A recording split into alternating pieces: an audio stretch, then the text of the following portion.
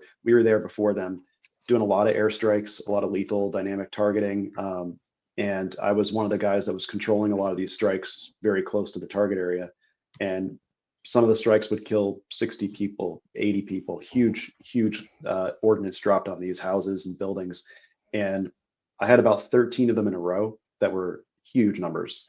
And I had one that had 87 killed in action of enemy ISIS fighters.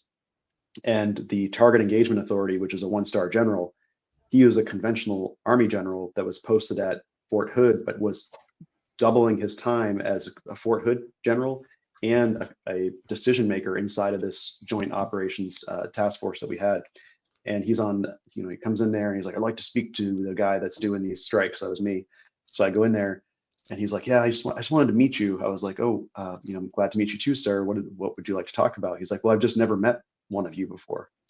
And I'm thinking, like, first of all, what do you mean one of you? Like, who are you referring to when you say that? And do you even know like what I do?